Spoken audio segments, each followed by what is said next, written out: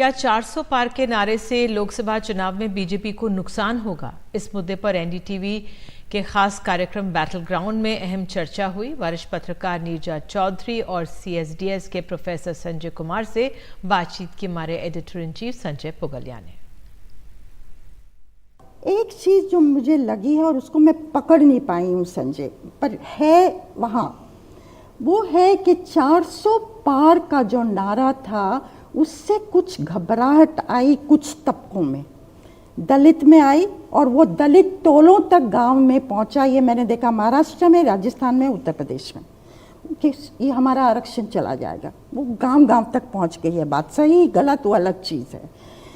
राजपूत उत्तर प्रदेश में बैठ गया है क्योंकि उनको लगता है योगी आदित्यनाथ को शायद हटा दिया जाए लोकसभा चुनाव के बाद, तो ये एक फैक्टर बन गया है। और जो इंटेलिजेंसिया है, मिडिल क्लास है, उसको लगता है कि ज़्यादा तो नहीं हो रहा, बहुत ज़्यादा तो नहीं हो रहा, थोड़ा अंकुश लगाया जाए, पावर के ऊपर आना चाहिए इनको। बट इस तरह 400 पार मतलब 1 पार्टी रूल तो नहीं हो रहा है। और काडर जो था वो घर बैठ गया, 400 तो आ ही रहा है, हमें काम करने की ज़रूरत नहीं है।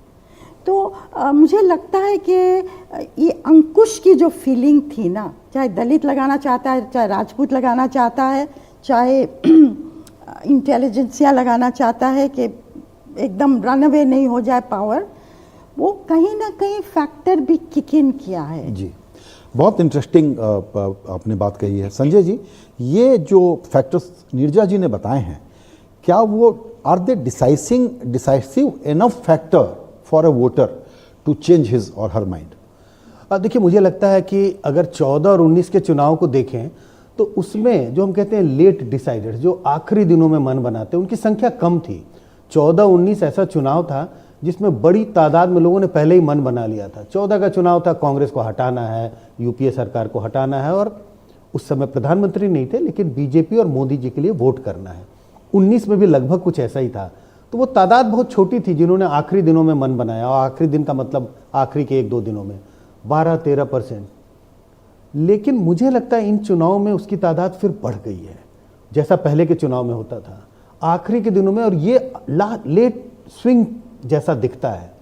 स्विंग मतलब बड़ा स्विंग नहीं है, स्विंग जिस भाषा का इस्तेमाल करते हैं, स्विंग मतलब एकदम एक तरफा हो गया, लेकिन लेट डिसाइडर्स हैं। आखिरी में उन्होंने मन बनाया, और जिन बातों का जिक्र किया, मैं भी बार बार ये कह रहा हूँ, जो 400 पार का जो नारा था वो औंधे मुंह पड़ा है बीजेपी के लिए। और कई चीज़ों का जिक्र नीरजा जी ने कहा, 100% सहमत हूँ मैं उन सारी बातों से। जो तीनों फैक्टर उन्होंने बताया कि क्या क्या नुकसान हुए, मुझे भी ऐसा ही कुछ दिखाई पड़ता है।